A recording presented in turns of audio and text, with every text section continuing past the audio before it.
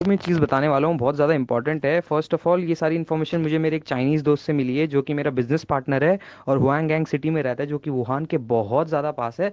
तो अभी क्या है, चाइना में लॉकडाउन हटा दिया है, तो उन असली में हुआ क्या है, उन्होंने बहुत सारी जो डेड बॉडीज़ थी उनका पोस्टमार्टम किया है, और उनको पता लगा है कि एक्चुअली में डेथ का कॉज क्या है और इसको कैसे कंट्रोल करना है। तो अगर उन्हें पता लगे तभी उन्होंने लॉकडाउन हटा दिया है। तो वो सारी बातें मैं चाहता हूँ आप सभी के साथ शेयर करूँ, क्योंकि जो इन्फॉर्मेशन मुझे मिली है वो मैं अपने तक ही क्यों सीमित रखूँ, आप सभी को बताना चाहता हूँ। तो फर्स्ट ऑफ ऑल क्या है, जो भी ये जो डेथ्स हो रही है वो मेन रेस्पिरेटरी प्रॉब्लम की वजह से हो रही है। इसमें क्या होता है, जो इन्फेक्शन है, ये थिक म्यूकस है, वो गले में जम जाता है, और उसकी वजह से सारे एयरवेज या नेजल चैम्बर्स जो होते हैं, रेस्पिरेटरी सिस्टम के जितने भी एयरवेज हैं, उसकी मदद से जो थिक म्यूकस है वो एयर को, हवा को अंदर जाने से ब्लॉक कर देता है।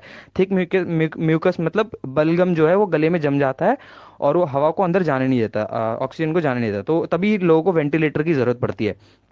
अब क्या है, इसको कंट्रोल कैसे करें? सबसे पहली बात, जो लंग्स में जब ये थिक म्यूकस होता है, इन्फेक्शन होता है जो, वो लंग्स में जाने से पहले 3 दिन तक गले में ही रहता है। तो अगर आप इसको वहीं पर न्यूट्रलाइज कर दें तो उससे डेथ नहीं होगी। तो मैं जो इंपॉर्टेंट पॉइंट बता रहा हूँ जिससे कि इस म्यूकस को न्यूट्रलाइज करा जा सकता है, वो है फर्स्ट ऑफ ऑल, क्या बोलते हैं, हॉट लिक्विड्स आप रेगुलरली पीजिए, जैसे कि टी हो गया, कॉफ़ी हो गया, हॉट वाटर हो गया, या हल्दी के साथ गर्म पानी।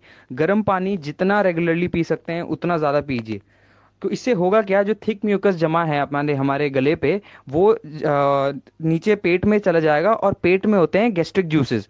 वो जो जूसेस हैं वो उस बलगम को न्यूट्रलाइज कर देंगे। तो ये तो एक मेथड है। दूसरा, आप क्या कर रहे हैं, गार्गल्स करिए। गार्गल्स मतलब गरारे करिए, नमक के पानी के साथ गरारे हो गए, या हल्दी के पानी के साथ गरारे हो गए, या जितने भी एंटीसेप्टिक्स हैं, पोटेशियम पर मैग्नेट के गरारे हो गए, बीटाडीन के गरारे हो गए, वो रेगुलरली कीजिए। तो पहला, हॉट लिक्विड्स पीजिए। दूसरा, एंटीसेप्टिक के गरारे कीजिए।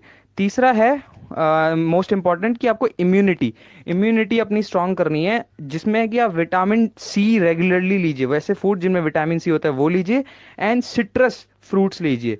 सिट्रस फ्रूट लीजिए, वो आपकी इम्यूनिटी बढ़ाएगा। और इससे भी ज़्यादा इंपॉर्टेंट, जब भी आप लोग बाहर जाते हैं एटीएम के लिए, राशन लेने के लिए, या और भी कोई मेडिकल शॉप में जाते हैं, तो सब लोग क्या होता है, हैंड सैनिटाइज कर लेते हैं, मास्क पहन लेते हैं, सोचते हैं कि अब तो कंट्रोल हो गया, अब तो कोई दिक्कत नहीं है। असली में ये वायरस जो है, ये आपके हेयर्स में भी आता है, कपड़ों में भी आता है। तो इससे बचने के लिए, जैसे ही आप बाहर से आते हैं, गेट का कोई हैंडल मत खोलिए। घर वालों को बोल दीजिए कि दरवाजा खुला रहे। आप दरवाजा खोलने के बाद सीधा वॉशरूम में जाइए, और अपने कपड़ों को सोप और डिटर्जेंट में डाल दीजिए, और आते ही तुरंत शावर ऑन करके अपने बाल वाल शरीर पूरा धो लीजिए। और अब अगर किसी गलती से किसी मेटालिक सरफेस को छू भी लेते हैं, तो मेटालिक सरफेस पे ये वायरस जो है वो 9 घंटे तक रहता है। तो आप रेगुलरली अल्कोहल बेस्ड स्प्रे, या फिर लिक्विड क्लीनिंग, जो अल्कोहल क्लीनिंग से इसको साफ कर दीजिए। और एक और इम्पॉर्टेंट चीज़, कोई भी ठंडी चीज़ मत खाइए, इसमें ना आइसक्रीम, कोल्ड ड्रिंक्स, कुछ भी ठंडी चीज़ मत खाइए। जितना हो सके गर्म पानी का ज़्यादा उपयोग करिए।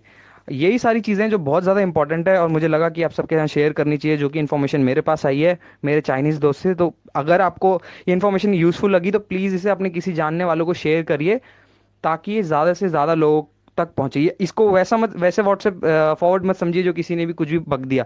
एक्चुअली ये प्रूवन चीज़ें हैं, जो मेरे को इन्फॉर्मेशन चाइना से पता लगी हैं। तो इसको प्लीज़ शेयर करिए।